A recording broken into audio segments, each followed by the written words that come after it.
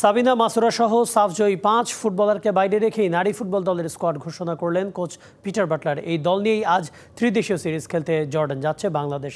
সংবাদ সম্মেলনে coach Butler বলেন, সাম্প্রতিক পারফরমেন্সের ভিত্তিতেই বাদ দেওয়া হয়েছে এই ফুটবলারদের। সিনিয়র ও জুনিয়রদের মিলিয়ে ভবিষ্যতের জন্য নতুন করে দল সাজাতে চান এই কোচ।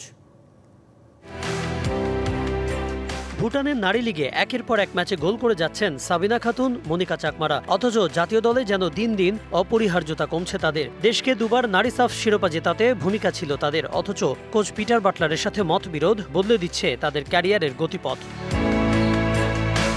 জর্ডানে আসন্ন ত্রিদেশীয় ফ্রেন্ডলি সিরিজ সামনে রেখে সাবিনাকে বাদ দিয়ে স্কোয়াড ঘোষণা করেছেন পিটার বাটলার। শুধু সাবিনা নন, স্কোয়াড থেকে বাদ পড়েছেন মাসুরা, কৃষ্ণা, সানজিদা, সুমাইয়া। অথচ এক মাস আগেও দুই পক্ষের সমঝোতার আভাস মিলেছিল। তারপরও ব্যক্তিগত কারণে এই সিদ্ধান্ত কিনা তার ব্যাখ্যা দিলেন কোচ।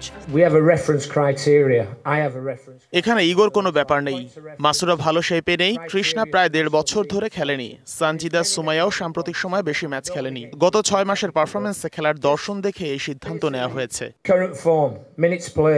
আরব আমিরাত সফরের পর এই সিরিজেও অধিনায়কত্ব করবেন আফইদা খন্দকার। তবে কি দুইবারের সাফজয়ী অধিনায়ক সাবিনাকে আর জাতীয় দলে দেখা যাবে না? 25 বছরের ওয়ারেন্টিযুক্ত দীর্ঘস্থায়ী দরজা প্রোটেক্টর, আধুনিক ও মজবুত দরজা।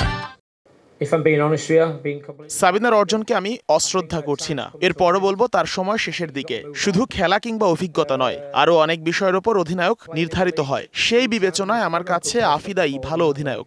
নতুন অধিনায়ক আফিদাও স্বীকার করলেন সাবিনার অবদান। তবে নিজের দায়িত্বটাকে ভালোভাবে পালন করতে চান তিনি। সাবিনা আপু হচ্ছে বাংলাদেশের লিজেন্ড প্লেয়ার।